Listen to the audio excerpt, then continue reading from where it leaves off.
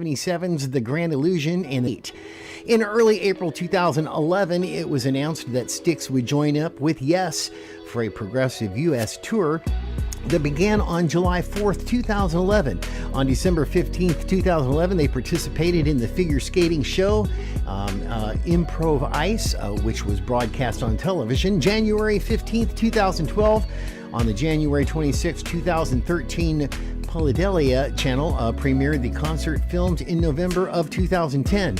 On November 22nd of 2013, they announced a benefit concert with REO Speedwagon titled Rock to the Rescue to raise money for the affected families of the tornado in central Illinois. In 2014, the band found back on the road again in the new touring package called Soundtrack of Summer with Foreigner and ex-Eagle Don Felder.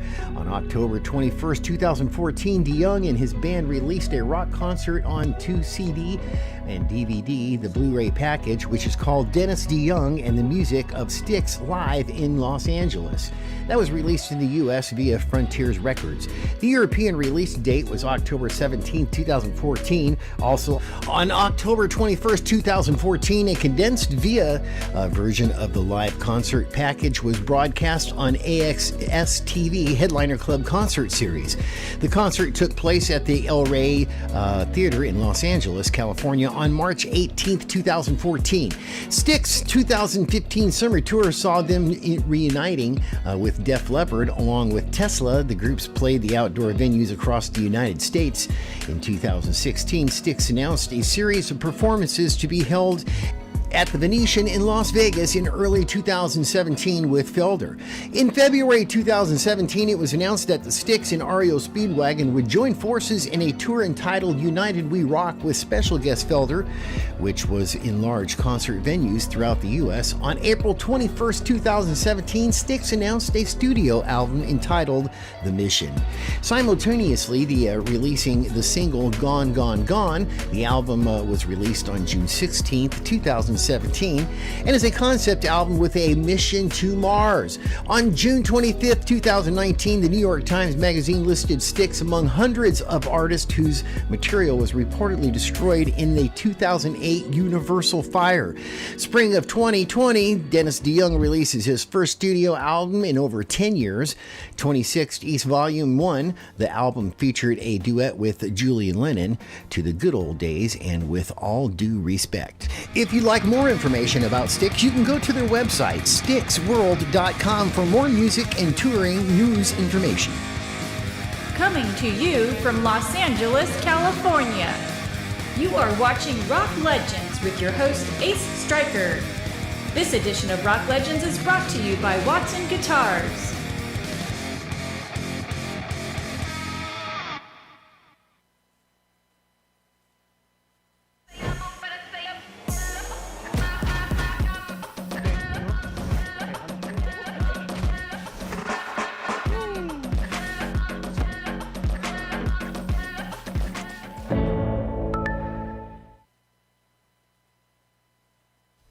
Warning, you are entering a redneck area. You may encounter American flags, armed citizens, the Lord's Prayer, Leonard Skinner, and country music. Enter at your own risk. Please subscribe, like, and share.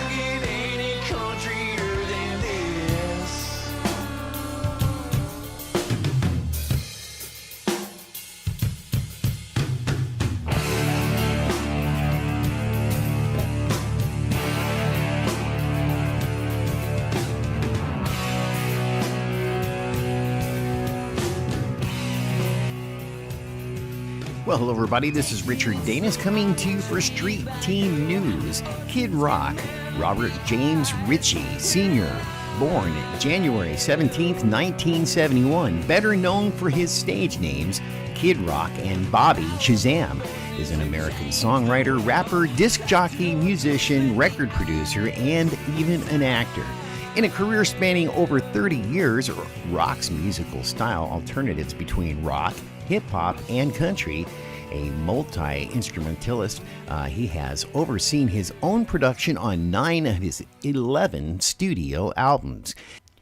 Kid Rock started his professional music career as a self-taught rapper and DJ, releasing his debut album, grits sandwiches for breakfast. Wow, I just got hungry.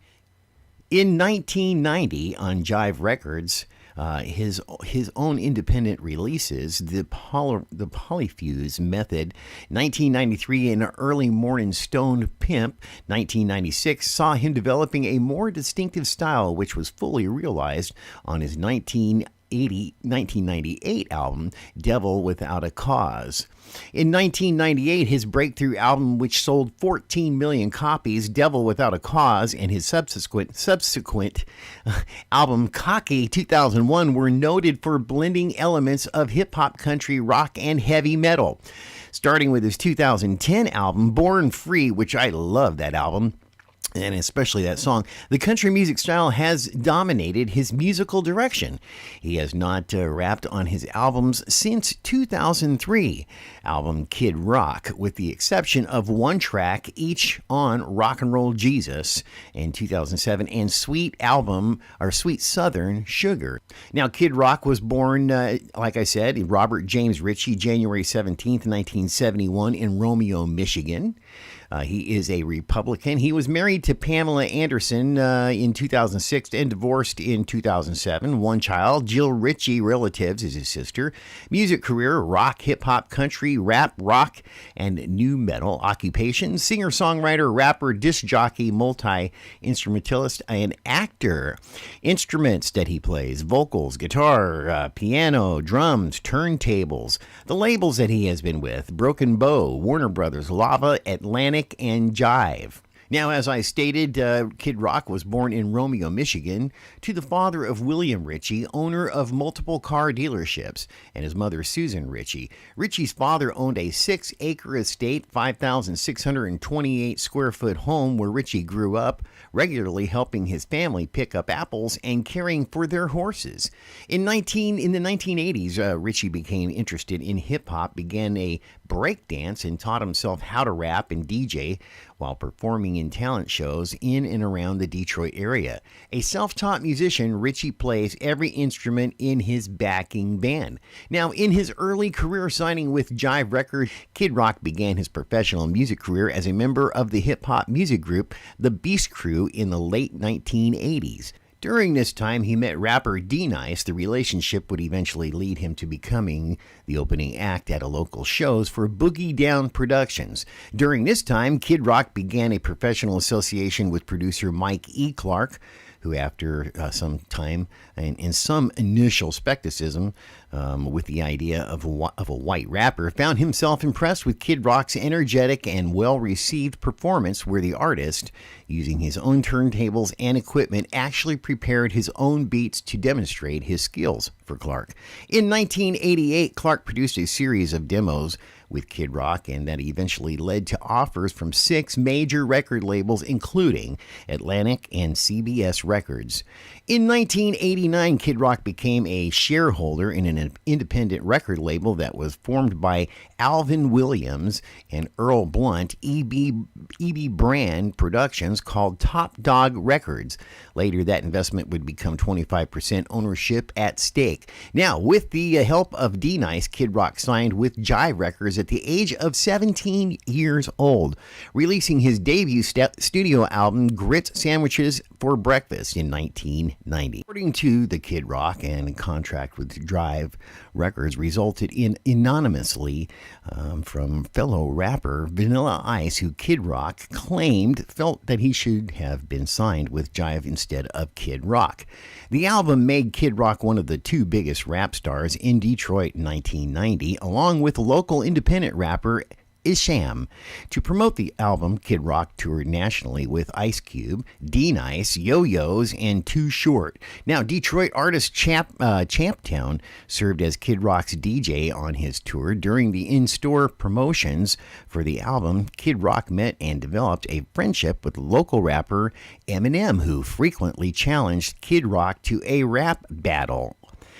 Ultimately, unfavorably, comparisons to Vanilla Ice led to a jive-dropping Kid Rock, according to Mike E. Clark. Now, signing with the Count Neum Records and Polyfuse Method in 1992 through 1995. In 1992, Kid Rock signed with a local independent label. Around this time, Kid Rock met the local hip-hop duo, or hop duo, Insane Clown Posse, through Mike E. Clark, who was producing the duo at the time. Now, while ICP member Violent J disliked Kid Rock's music, he wanted the rapper to appear on ICP's debut album, Carnival of Carnage, believing the appearance would gain ICP notice since Kid Rock was a nationally successful artist. Noting that the local rapper Sham was paid $500 to appear on ICP's album, Violent J claims that Kid Rock demanded $600 to record his guest appearance, alleging that Isham and Kid Rock had a feud over who was the bigger rapper. Kid Rock showed up to record the song Is That You, intoxicated, but recorded his vocals and recording scratching the following day. In 1993, Kid Rock recorded his second studio album, The Polyfuse Method, with producer Mike E. Clark, who worked with Kid Rock to help him and give the album more of a rock-oriented sound than his debut album. Kid Rock also began releasing his bootleg cassette series to keep local interest in his music, and then later on in the year, Kid Rock recorded the EP Fire It Up at White Room Studios in downtown Detroit, run by brothers Michael and Andrew Nira, who were forming the rock soul band Robert Bradley's Blackwater Surprise. I don't know if you guys remember them. The EP featured the heavy rock song I Am the Bulldog and a cover of Hank Williams Jr.'s country song A Country Boy Can Survive, which everybody knows, about that one. That one just blew through the roof. By 1994, Kid Rock's live performance had mostly been backed by DJs Blackman and Uncle Kracker, but Kid Rock soon began to utilize more and more live instrumentation into his performances and formed the rock band Twisted Brown Trucker.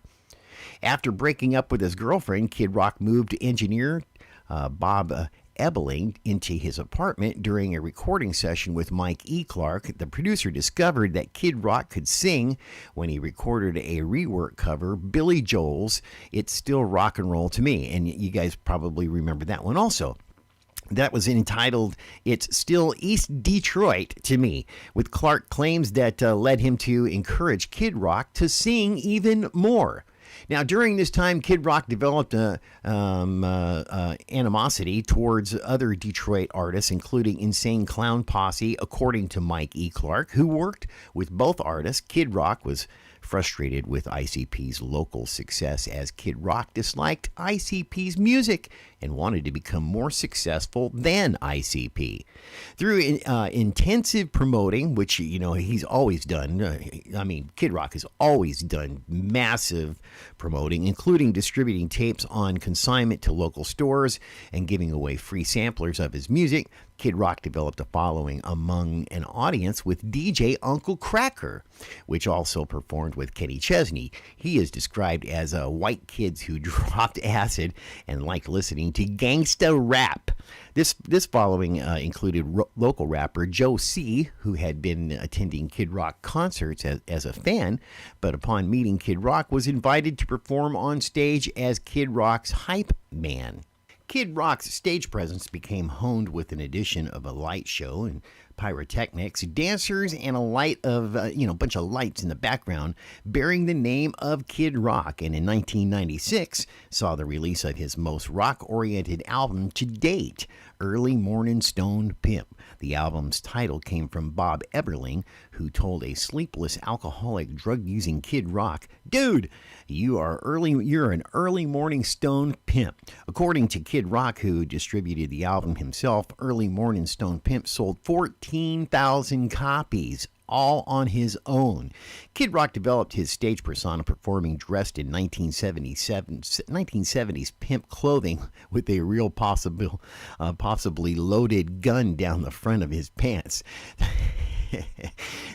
Though Kid Rock became known for frequent partying and using drugs and alcohol, he was primarily focused on increasing his fame and placing himself as a businessman first.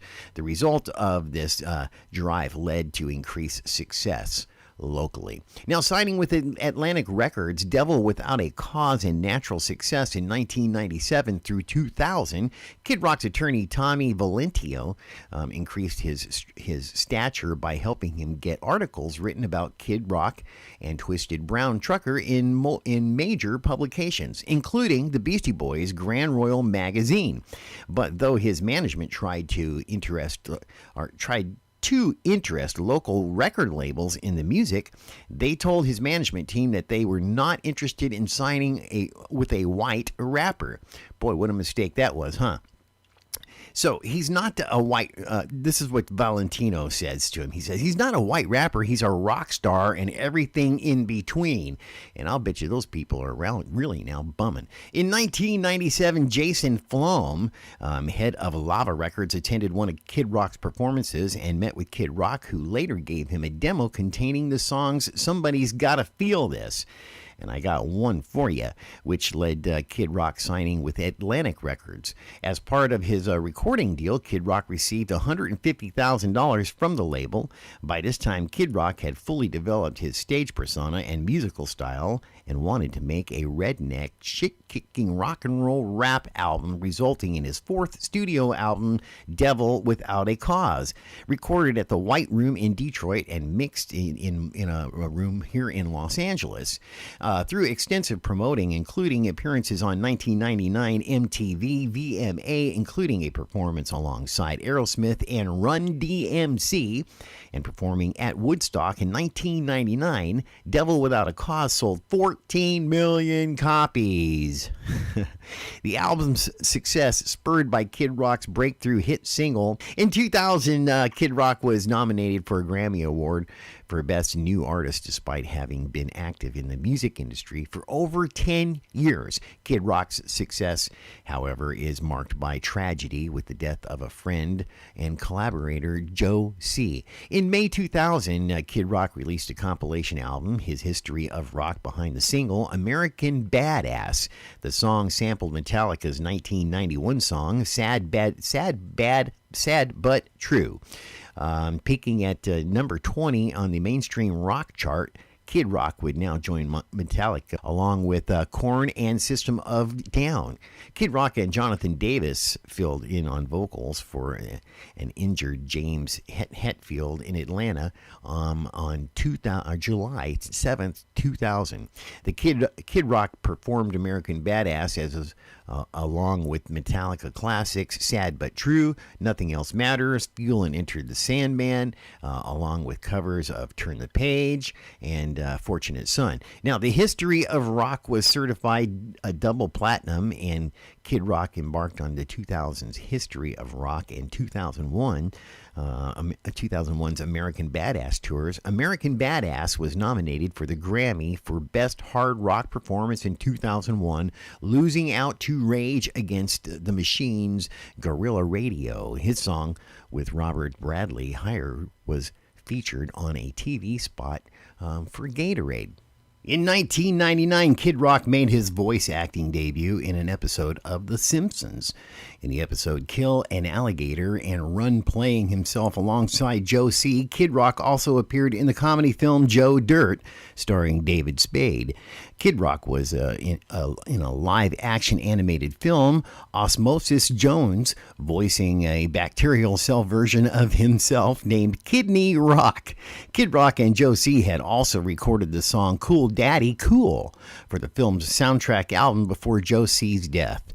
In November, Kid Rock released his fifth studio album, Cocky. The album became a hit, spurred by the crossover's success of the single Picture, a country ballad featuring featuring Sheryl Crow, which introduced Kid Rock to his wider audience and was ultimately the most successful single on the album.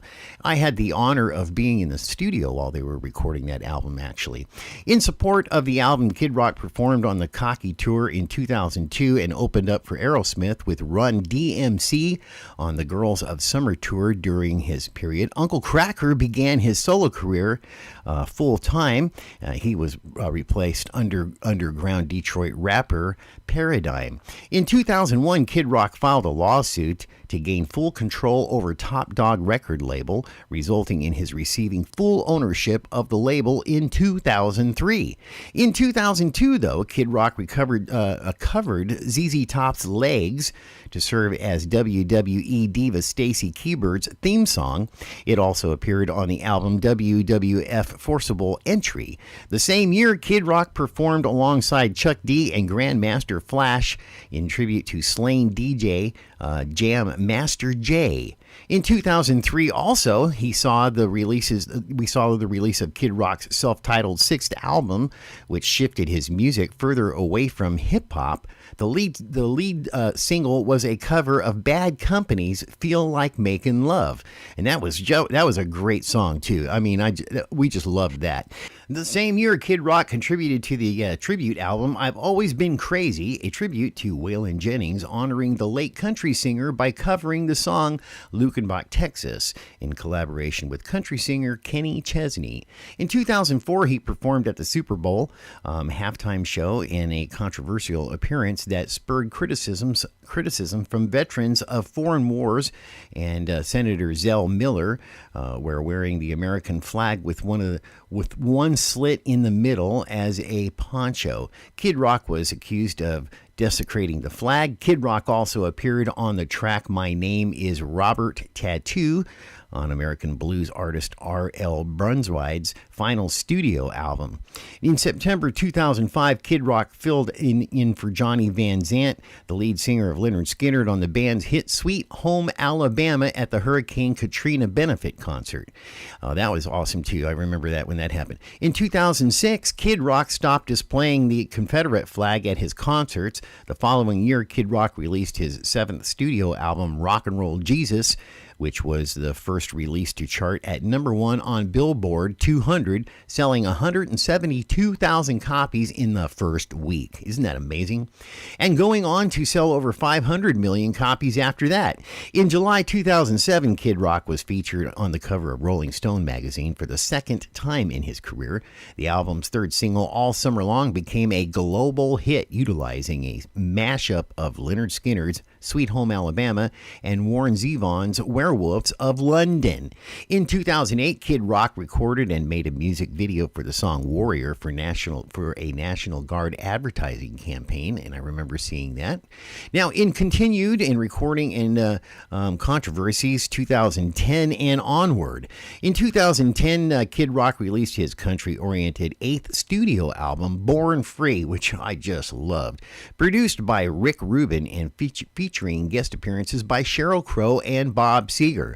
In 2011, Kid Rock was honored by the NAACP, which sparked protests stemming from his past display of the Confederate flag at his concerts. During the ceremony, Kid Rock elaborated on his display of the flag, stating, "I never flew the flag in hate of my heart. I love America. I love Detroit. I love black people." Kid Rock's publicist announced that 2011 was the year of official distancing himself from that flag. The following year, Kid Rock performed alongside Trevor McCoy and The Roots in honor of the Beastie Boys during the band's induction into the Rock and Roll Hall of Fame. In 2012, also saw the release of Kid Rock's ninth studio album, "Rebel Soul."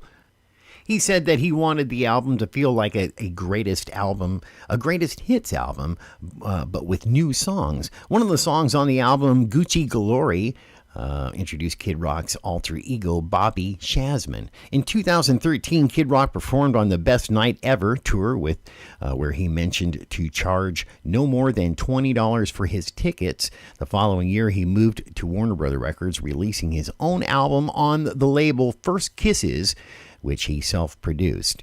Subsequently, after leaving Warner Brothers, Kid Rock signed with the country label Broken Bow Records out of Nashville, Tennessee on Music Row. In 2015, following the Charleston church shooting, the Michigan chapter of the National Action Network protest outside of the Detroit Historical Museum, which honored Kid Rock, activists urged Kid Rock to renounce the Confederate flag. Kid Rock wrote in an email to Fox News Channel host Megyn Kelly stating that, "Please tell the people who are protesting to kiss my booty." The same day National Action Network protest Chevrolet for sponsoring Kid Rock's tour. On July 12th of 2017, Kid Rock shared a photo of Kid Rock for U.S. Senate yard sign on Twitter. Do you remember that? However, he denied that he was running, citing his upcoming album release and tour. He later clarified that the campaign was a hoax. He donated $122,000 raised by selling Kid Rock for U.S. Senate merchandise to a voter registration group. Also in July, he released 2 singles from his next album, Podunk and Greatest Show on Earth, both released on the same day. In November of that year, he released his 11th studio album, Sweet Southern Sugar. The same year, he also saw Kid Rock publicly advocate measures against the ticket scalpers at his shows by making tickets more affordable for fans. Instead of getting paid for the show, he gets a percentage of the concessions and ticket sales. In November of 2017, Kid Rock fired his publicist, Kirk Webster, after Webster was accused of sexual misconduct. On December 22nd, 2017, Kid Rock was sued by Ringling Brothers and Barnum and Bailey Circus, which closed 7 months earlier, for using their slogan, Greatest Show on Earth, as the name of his 2018 tour. After the lawsuit, Kid Rock changed the tour's name to American Rock and Roll Tour. In January 2018, the National Hockey League announced Kid Rock as a headlining entertainer for their January 28th All-Star Game, sparking negative online responses from hockey fans. Now, hockey player Jeremy Roenick praised the choice of the condemned Kid Rock critics, saying, "Kid Rock is the most talented musician I think on the planet, because you can put any instrument in that man's hand or in his mouth, and you can play anything and rock the house and sing and in any genre at all whatsoever." It was also announced that in March 2018, Kid Rock would perform on Lynyrd Skynyrd's final tour before the Southern rock band retired alongside Hank Williams Jr., Bad Company, the Marshall Tucker Band, and 38 Special. Kid Rock released his greatest hits album, titled Greatest Hits You Never Saw Coming, on September 21st, 2018. Now, on March 29th, 2020, Kid Rock released his first single under the name DJ Bobby Chasman, entitled Quarantine, which featured an old-school hip-hop sound. The artist stated all proceeds from the singles would go to that particular cause. Now, also, Kid Rock has opened up his own club in Nashville now, Kid Rock's Honky Tonk, that is on Broadway. Kid Rock's music is noted for its electric sound, which draws from genres such as hip-hop, rap, rock, rap metal, hard rock, heavy metal, southern rock, country, new metal, blues, funk, and soul. Kid Rock's music has been described by Pitchfork as a cross between Run DMC, Lynyrd Skynyrd, and AC/DC. MTV compared Kid Rock's songs I Am the Bulldog and Roving Gangster Rollin' to a cross between Alice in Chains and Public Enemy No. 1. Kid Rock's debut album, Grits Sandwiches for Breakfast, featured a straightforward hip-hop sound, with the recording on his follow-up album, Polyfuse Method.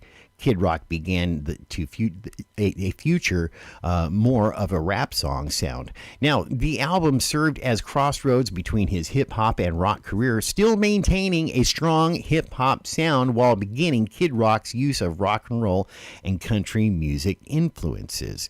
Now, this is all a bunch of really great stuff.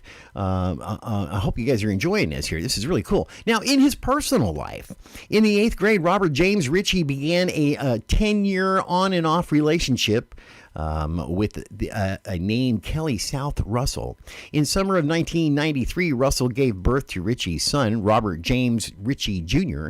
While living with her, the two raised 3 children, but Ritchie discovered that one of them was not his, which led to the couple splitting up in 1993. Ritchie raised his son as a single father. In both March 1991 and September 1997, Ritchie faced misdemeanor charges stemming from alcohol-related arrests in Michigan. In 2000, Rolling Stone reported that Ritchie was dating model Jamie King, and Ritchie began dating Pamela Anderson in 2001. Now, they became engaged in 2002, but ended their relationship in 2003.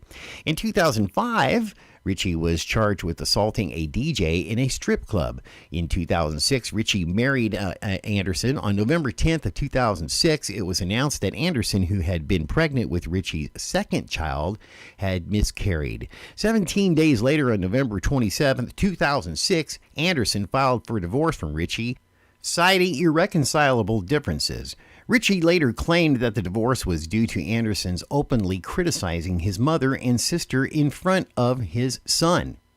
In 2006, California pornographic film company Red Light District attempted to distribute a 1999 sex tape in which Kid Rock and Scott Tapp, singer of the band Creed, are seen partying and receiving, Hummers from groupies. Both Rock and Stapp filed with the California courts to sue the pornographers to stop the tape's distribution.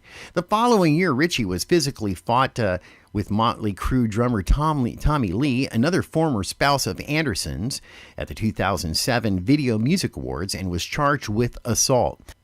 A month later, Ritchie was arrested and charged with battery after fighting with a Waffle House customer. He pleaded no contest to one count and was fined $1,000, required to perform 80 hours of community service and complete a 6-hour course on anger management. In 2014, Ritchie became a grandfather with his son's girlfriend, gave birth to a daughter, Sky. Regarding politics, Ritchie is a Republican, stating that he has socially liberal views on abortion and gay marriage, but physically conservative views on economics. Ritchie has advocated legalizing and taxing marijuana, cocaine, and heroin. Ritchie has also stated that I don't think crazy people should have guns. Ritchie was also a vocal supporter of American military involvement in the Iraq War. Ritchie has met Presidents Bill Clinton, Barack Obama, and Donald Trump while in office. Regarding his political views, Ritchie said that I have friends everywhere, Democrat, Republican. We're all human beings first, Americans second. Let's find some common ground and get along, while also stating in the same interview he wanted to body slam some of the Democrats. Ritchie supported Bill Clinton and George Bush during their presidencies. In 2008, Ritchie supported newly elected President Barack Obama, saying that the president's election was a great thing for black people. In 2012, Ritchie campaigned for the Republican presidential candidate Mitt Romney. The candidate used Ritchie's song Born Free as the campaign theme. In 2015, Ritchie publicly endorsed Ben Carson for the Republican nomination for President of the United States. And in 2016 election, in in February 2016, he voiced approval for Donald Trump's campaign for the same office. In September, Kid Rock was criticized for allegedly saying, "Screw Colin Kaepernick," during a live performance of his song Born Free. And in December, Kid Rock sparked controversy for selling vulgar t-shirts supporting Trump at concerts, including one showing a map of the United States, which labeled the states with had voted against Trump as dumb. I can't say the word. On July 12, 2017, Richie shared a photo of Kid Rock for U.S. Senate yard sign on Twitter. He also launched a website, kidrockforsenate.com, which sold merchandise bearing the inscription. Several weeks later, he wrote a post on the blog stating that he was still exploring my candidacy. I don't get that because it was supposed to be a hoax. And that whether or not he ran, he wanted registered people to vote, because although people are unhappy with the government, too few are even registered to vote or do anything about it.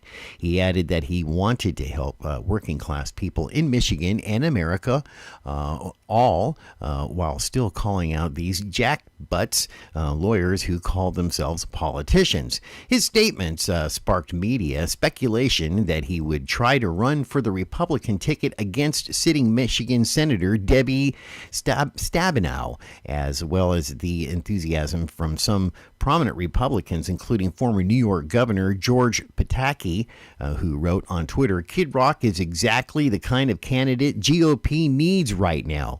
In October 2017, in an interview with Howard Stern, Richie put an end to that speculation, saying that he had never intended to run for Senate, adding that it was just a hoax. Now, who could figure that out? He later clarified that the campaign was a joke, and he had started after Michigan state legislator encouraged him to run for Senate. He expressed surprise at the interest as his potential candidacy had received, because a lot of people actually stood up and said, "Yeah, go for it, do it, kid, do it," but also disappointed that some opposed his candidacy had brought his previous use of the Confederate flag to label him as a racist. He donated $122,000 that he had raised by selling Kid Rock for U.S. Senate merchandise to voter registration groups. All right, guys. Well, I hope that you enjoyed this. I am Richard Danis, coming to you from Los Angeles, California, and Nashville, Tennessee. You guys have a fantastic day. We'll see you the next time around. Please don't forget to like, share, and subscribe. Make sure you hit that bell for all the latest updates and news. Coming to you from Music City, Nashville, Tennessee.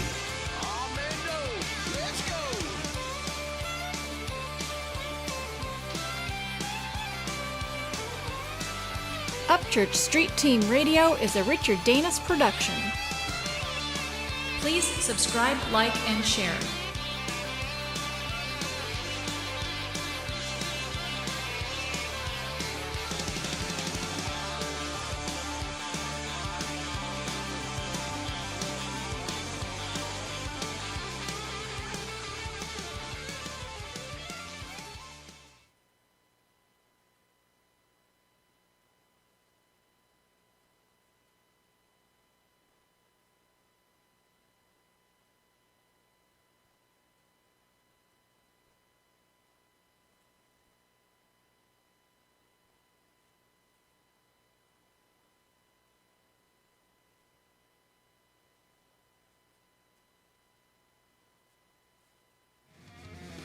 Hey everybody, how you doing? This is Ace Stryker coming to you from the Upchurch fan channel on YouTube.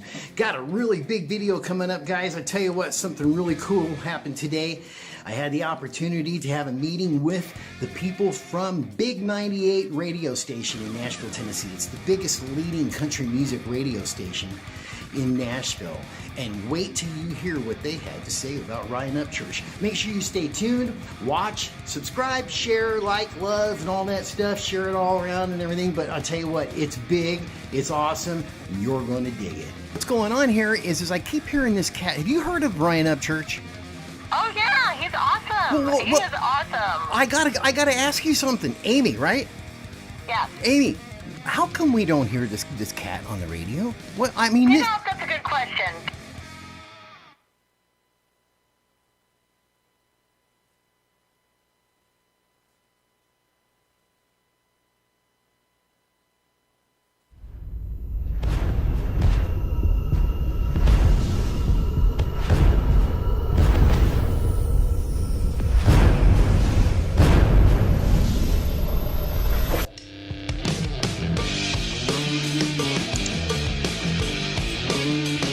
welcome to the show. If you are new, please like, subscribe, share, and hit that bell for notifications coming up.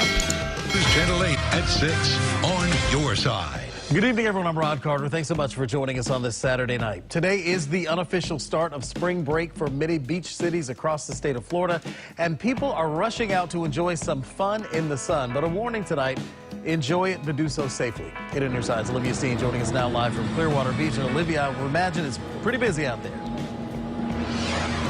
Yeah, the city of Clearwater is pretty packed out. Right now I'm standing on Gulf View Boulevard, and as you can see behind me, there's some traffic headed towards the beach area. Now, it took us over 2 hours just to get to this spot all the way from downtown Tampa, so that'll give you an idea of just how many people were traveling down this way to head to the beach.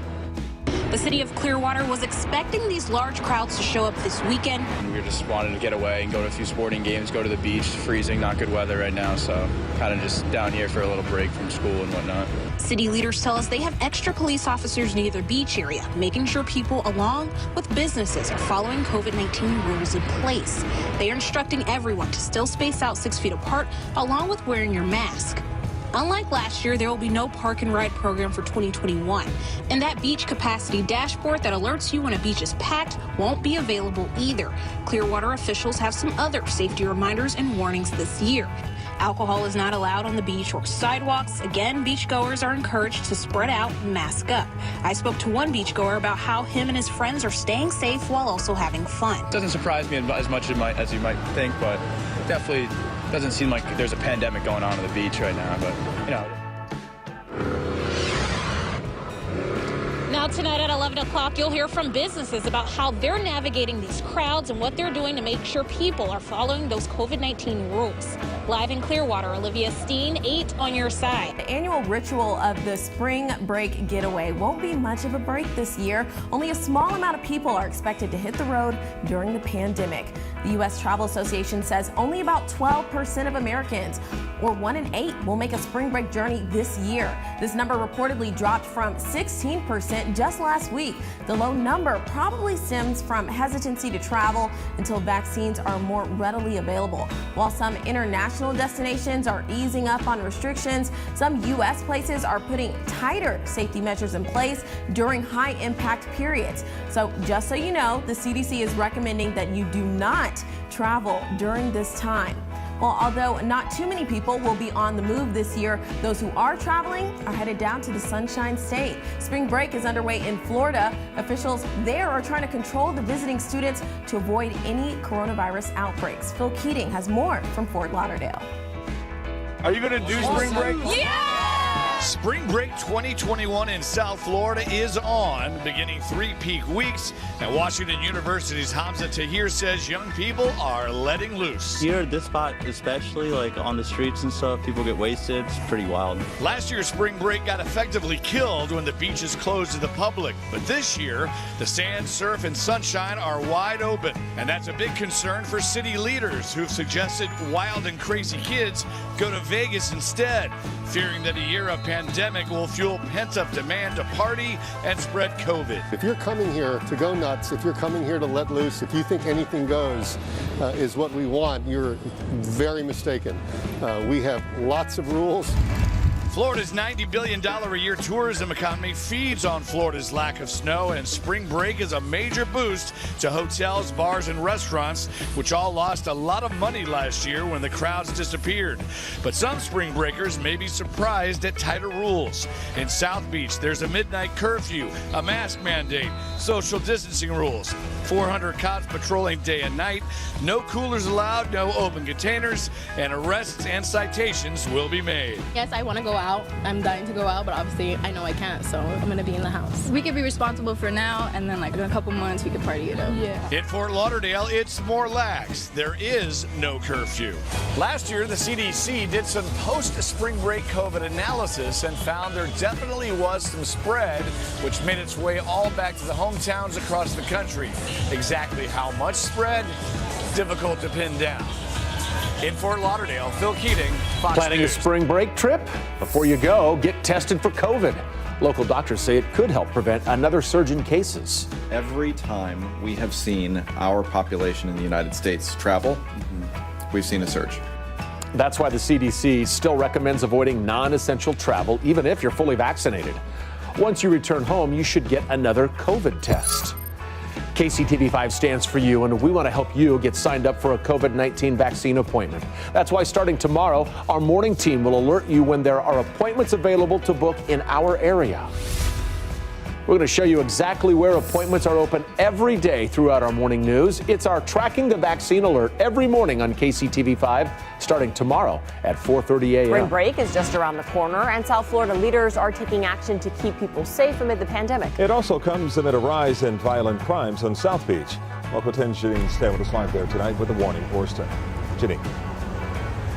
So let's face it, the weather here in South Florida is a huge draw. It makes it safer and easier to be outside and to socially distance, but local leaders are worried about the influx of tourists and more indoor gatherings and irresponsible behavior, so they say they are taking action. Crowds and COVID are a bad combo, and that's what has South Florida leaders worried, as more people are expected to flock here in the coming weeks for spring break. On Miami Beach, another concern is crime.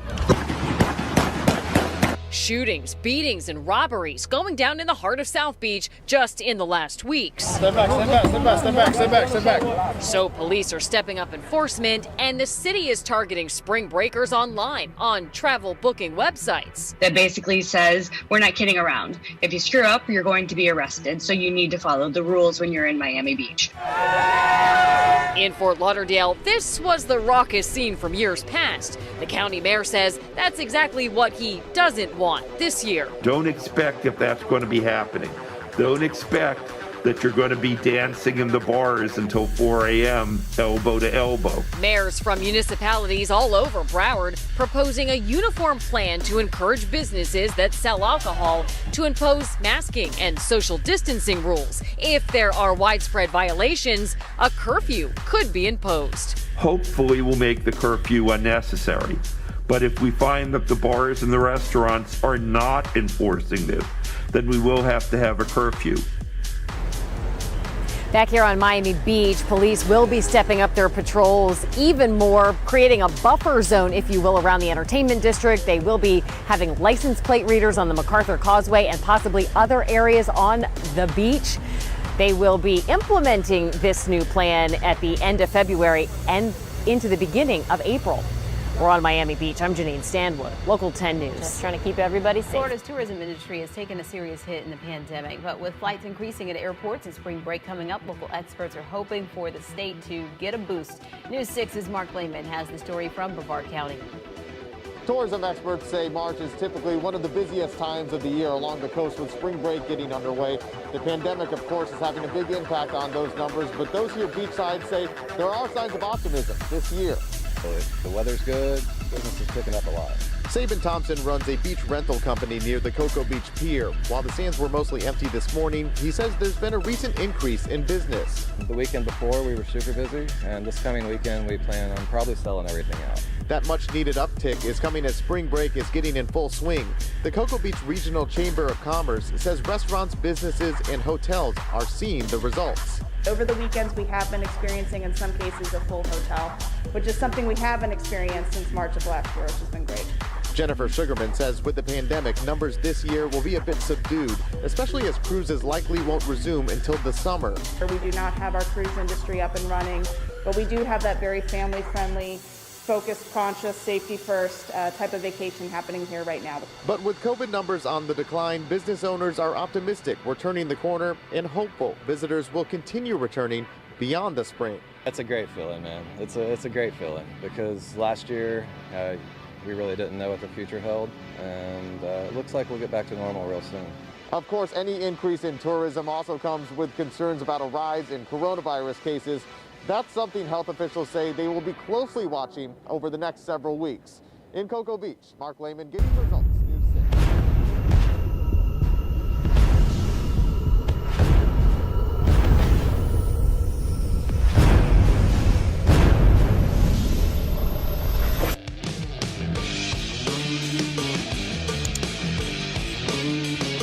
Hello, everybody. Welcome to the show. If you are new, please like, subscribe, share, and hit that bell for notifications coming up.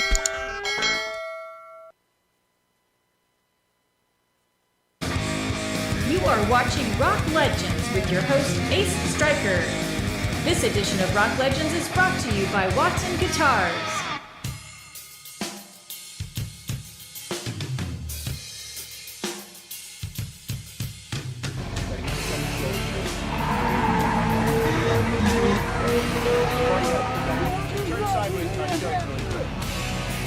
The Hans device allows you to be strapped in, so it's going to go across here, just in case something happens, but your head won't roll too far. Hopefully it doesn't use you can put those on after the chat. Best to put them on after. Best to put them on after. Oh, you can hear him now, good. He's got the track, he's wired now, but he can't talk back. Is that good for the husband or the wife? I'm not sure. No, I don't know. It could come in handy.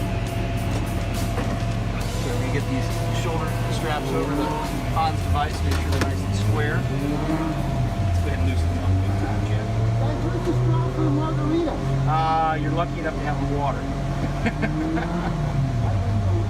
Yeah, I agree, Grandma. Grandma said the Hans device would possibly have saved her heart's life. That's true. That's true. Yeah.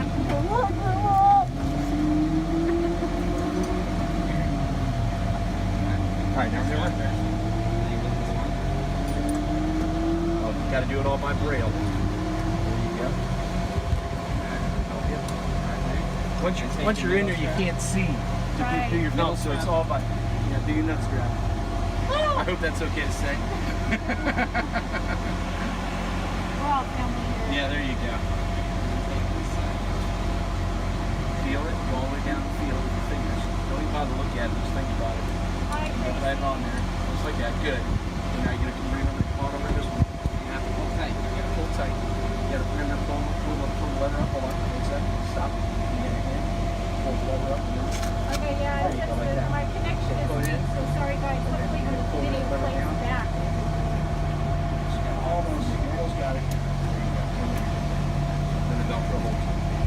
So when you're gonna get out of here, this car, remember you gotta get the Velcro off. With gloves. But that's why I'm gonna leave it a little loose on the end so you can grab it.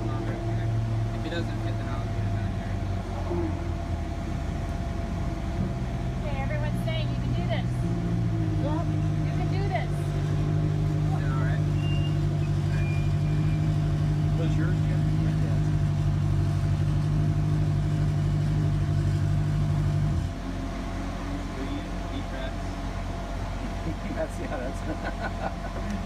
I remember the first time I got in the car, the guy goes, first you got to remember is to breathe. Don't forget to breathe. Don't forget to breathe.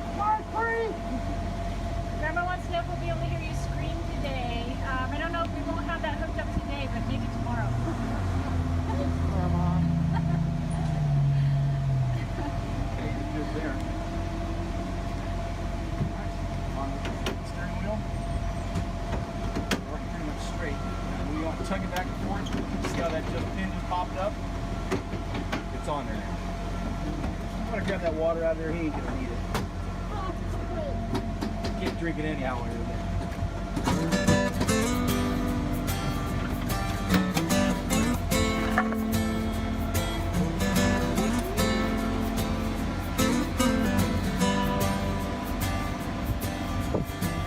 8 months of saving, planning, finally on the top deck tanning, wound up a bunch of loose cannons, let the crazy begin. Hot chicks keep getting hotter, climbing out of that clear blue water. Make you wanna hoot and holler, oh hell yeah, we about to get ship-faced. Pour us one of them pink drinks. Don't care what nobody thinks, we're tying one on. Raise them up to the good times, drip drying in the sunshine. You came to party, it's the right place. We about to get ship-faced.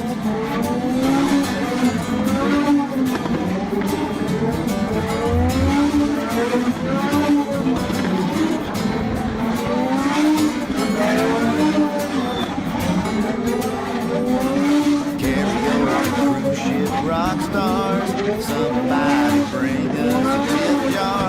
Gonna take this way past too far, like a virgin again.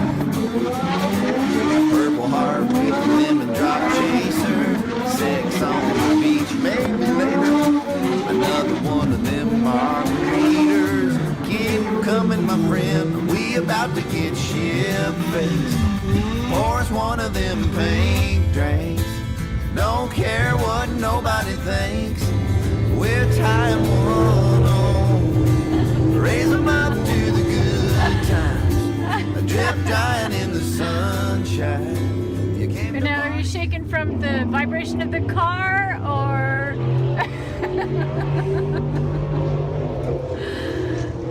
So, what'd you think?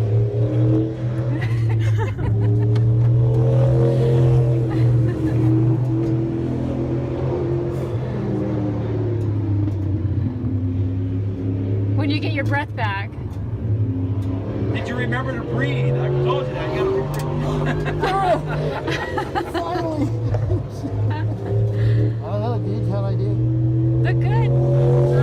Scott was saying you look great. Come on in here. Tell me how I did. I don't know what I did, bro. Come on in here. You did really good. I did? Yeah, it looked like you were trying to hunt for some gears for a while, where you did kind of get guessing where you were. Yeah, I was trying to feel things. As long as you don't over rev it, you're making my day. So I'd rather have you in 5th or 4th. Don't try 3rd, then you'll really start coming out of the corner too quick. But once you're in gear, stay in gear. You don't have to shift. Yeah, I noticed that. I just stayed right in. The guys will shift at the beginning of the race. They'll go from 3rd to 4th. They'll know they're in 3rd, and that's about the only time they shift. But you don't have to. We're going to be probably starting at the back, so just go along with the pack and get it going.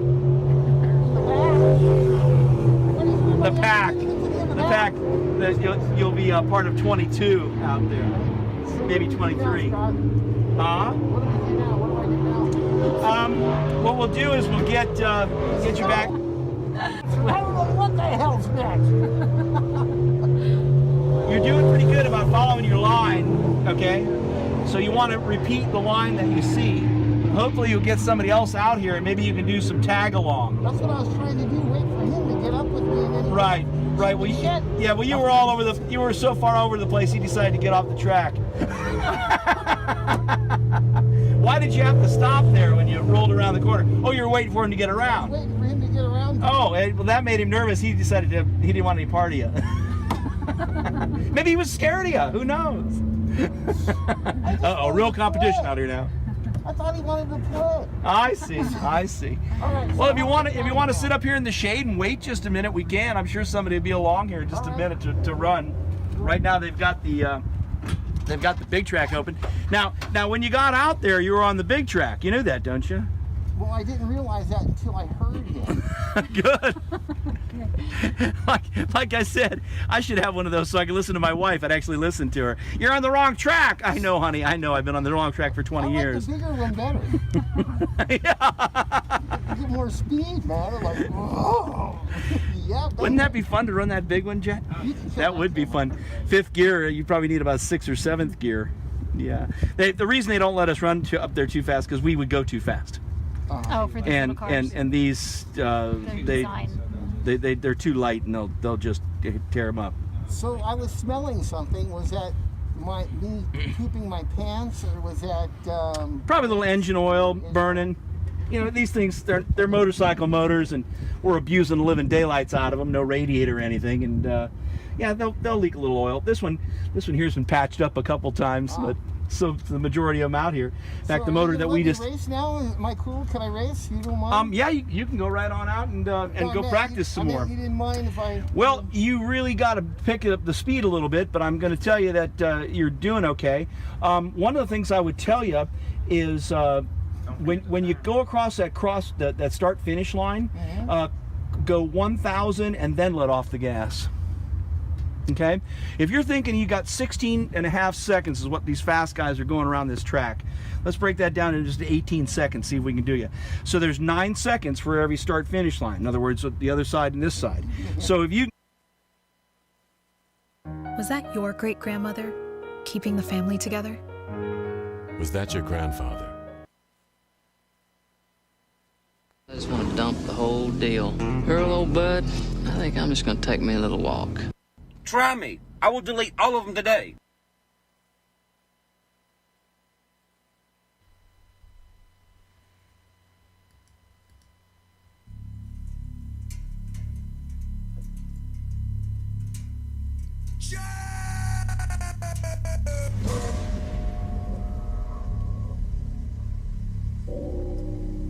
Who's ready for Upchurch? Ryan Upchurch, how you doing there, brother? You know, I was just sitting here watching a video of you. You were pretty pissed off. You're pretty ticked off. And I couldn't help myself but wanting to just share some views and some opinions with you. I hope you don't mind. And I hope I can speak on behalf of your loyal followers and fans out there. So I decided that I was going to make myself a nice cup of coffee, get out my puffer. I'm going to turn on this music video Upchurch live from Nashville, dedicated to all of my fans. Did you hear that? Dedicated to all of my fans. That's what you titled it as. So I'm sitting here in my studio in a beautiful farm ranch out here in Leapers Fork, Tennessee. I'm watching your video live, got my coffee, got my puffer, turned off all the lights here except for my overhead light down on my studio board console. And I'm going to watch this video, and I wanted to talk with you. Again, I hope you don't mind me doing so. And I hope your fans and you don't mind me doing also either. So, Ryan, you're now pushing close to 30 years old here. Well, I'm almost 60 years old. And I know exactly what the hell you're going through, brother. I've been through all of it. Let me just share just a couple of things with you really quick before I move on here. I have been in the show business, music business. I've been a performer, singer, songwriter, producer, director, movie director, video director. Worked with some of the biggest stars on the face of this planet. I know exactly what you're going through. I know what you're feeling. I know how you're looking at things. I know how things are hitting you, how they're hitting you hard. And all I could think of wanting to do was just sit down and share some thoughts with you. So I hope you don't mind. Now, this isn't for anybody else, so everybody else just go away. You don't need to hear this. Just go ahead, just shut the video off. It's okay. I'm just chatting with Upchurch, if you guys don't mind. Just kidding. Because I know that you're going to listen. And the reason why I know that you're going to listen is because most of you out there that are listening right now are loyal, faithful, dedicated Ryan Upchurch fans. Why? Ryan, can I ask you, why are all these people that you have behind you, following you, helping making you successful, why are they here? What is it just your music? Well, of course it's the music, but it's not just the music, Ryan. It's actually because of who you are. It's because of the man that you are. It's because of the way that you live your life. It's because of the things that you stand for It's because of your devotion and your dedication and your loyalty to the fans. Now, Ryan, I know that you know, and people out there know by watching my channel here, I am a producer of the show, and I host this YouTube channel, The King of Hick Hop Music. Why did I name it that? Why am I running this channel?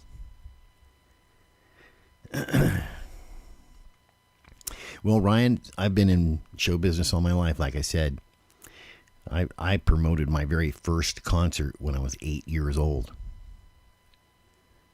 I have accomplished every single dream a musician, singer, performer, songwriter could ever even dream of. A couple of times over, actually. So why am I doing this? Why am I running a Upchurch street team in Nashville, Tennessee? Why am I supporting you? Why am I pushing you? Why am I putting time of my life out there towards your life and what you're doing? For the same reasons why your fans are. Because of who you are. The kind of man that you are. What you do, what you stand for. All of the stuff I mentioned just a couple of minutes ago. Those are the reasons why. And I know talent when I see it. I know success when I see it.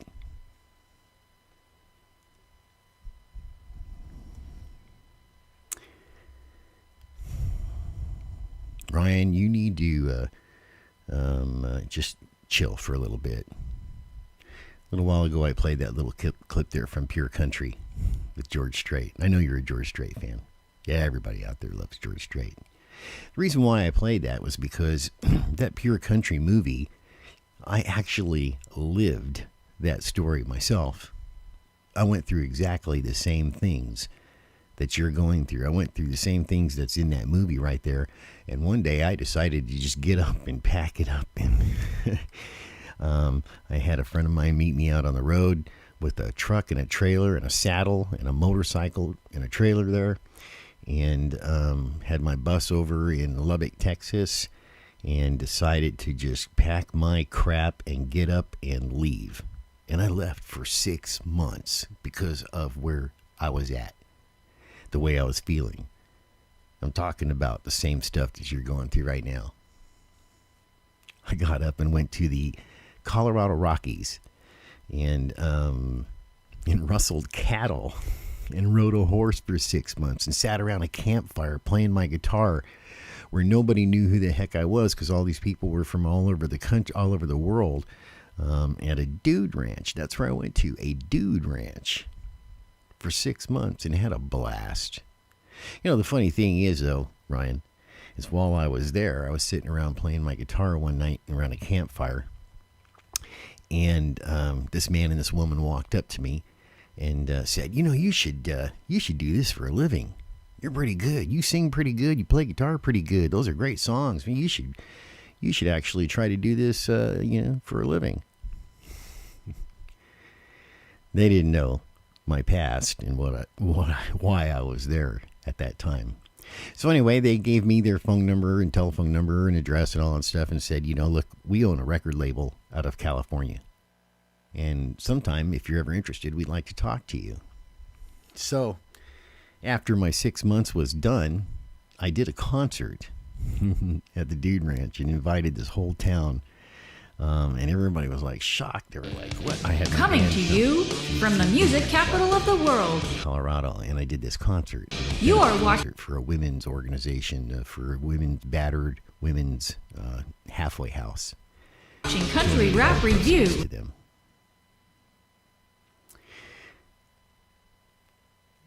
I eventually called these people in California.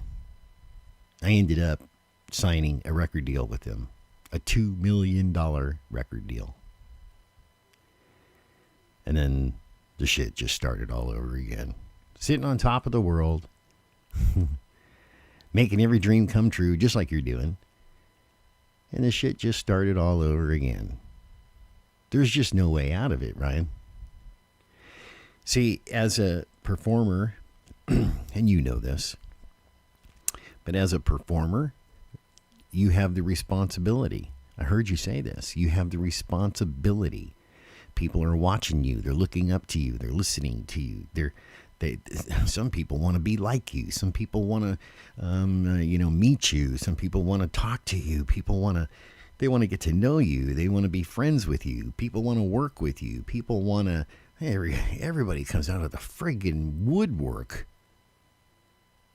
And then there's the scumbag trash that also crawls out from beneath the rock like a scorpion, like the snakes that they are. And they try to destroy your entire life because they're jealous. They're insecure. They want what you want, and they can't have what you have because they're not you. And it just pisses them the hell off. So they'll do everything and anything they can to make your life a living friggin' hell. I respect every fan I come across, everybody I meet in public. I bust my ass making a shit ton of music, videos, shows, whatever it is. I'm always there, and I'm always there to be respectful to the people who watch my stuff. But lately, a lot of people have been disrespecting the fuck out of me. And I'm not going to stick around if people just going to get on my shit and disrespect me all the motherfucking time. Social friggin' media. Everybody out there is a keyboard warrior nowadays. It's amazing, isn't it? Everybody out there can sit and hide behind their keyboards across the world and talk crap and smack and act all tough and badass. But when they're in your face, of course, it's a different story. You know that. And we all know that. But you know what there, brother? You got a responsibility, man. You can't let your fans down. I was watching another video of you talking to this little boy on the phone. And I got to see that soft side of you, that side of you that I guess probably a lot of people don't ever get to see. I mean, you were talking to this little kid on a phone backstage at a show, I think like last year or something like that. And you showed that, listen to that little boy's voice. Look at how he was looking up to you, how much he respected you, and how he honored he was to talk to you. And look at how you felt after you spoke with him. You see, that's what's going on, Ryan, on the good side. That's what's going on out there. You're touching people's hearts. You're touching people's souls. You touch people's lives with your music and your entertainment and your voice and your emotions and how you live and who you are, the kind of man you are. You have the responsibility to stick with it. Here's what I would do, though, is I'd pull up your country if I was you. Take off for a little while. Take a break. Come on out to my ranch and ride some horses. Sit by a campfire. Get away from all of the hustle and bustle for a little bit. But you can't quit. You'll never be able to quit anyway, Ryan. People like you and I are addicted to making people happy. We can't stop. We can't stop helping people. We can't stop loving people. We can't stop sharing our hearts and our souls. It's something that's appointed to you. Not by you, not by a manager, not by your family. It's appointed to you by God. And that's just the way it is. So you can't quit. You can't leave. You were born to be a star. And I heard you also one time say, coming to you from the music capital of the world. Big. You have to act big. You have to talk big. You're absolutely right. One thing you need to do, Ryan, is stay away from the damn social media yourself, personally. Don't read your comments. See, I learned that a long time ago. You have to ignore the comments. It's hard. You want to communicate with your fans. You want to say hi to your fans, and respond in comments and what have you. That's a mistake. Coming to you. Because you're just opening the door to all of that crap, the shit, the scumbags out there. And you see them. Just know, we're all out here. We're all, all of your fans are watching, listening on your videos. We get to see you the way you are in your videos. Just know that we're out here supporting you. You can tell just by the numbers. Just know that people are loving you. They're caring about you. They're listening to you. They're watching you. You don't have to listen to everything that everybody says. I'm sure that all of your fans out there right now understand how hard it is to deal with this kind of crap.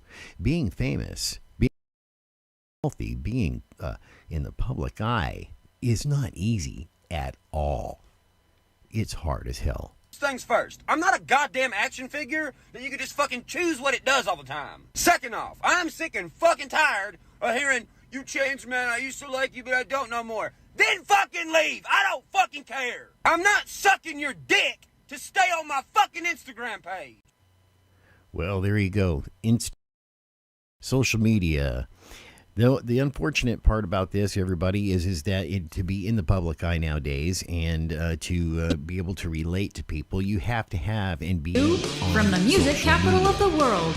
You are watching what it is. So a lot of celebrities, famous people, people that are in the public eye, they have to have social media. You can see that how important it is. The only thing is that it's important for you, Ryan, not to be looking at your comments. Have somebody else, a moderator, watch your comments and look at your comments and read your comments, and feed you with nothing but the positive, good stuff. And then you don't have to see the hateful crap that people put out there, and you can have your administration, moderation people govern what is put on your page as far as hate stuff and stuff like that. It's just not good for you at all whatsoever. As far as you going out in the public eye, Ryan, you definitely nowadays, that just comes with the territory of being a celebrity and being famous. You have to have security with you nowadays. There's just too many lunatics out there, too many crazy idiots, too many jealous pieces of pathetic crap that are jealous and just can't handle themselves. They're not mentally balanced enough for you to depend on your safety with those idiots out there. So you've got to have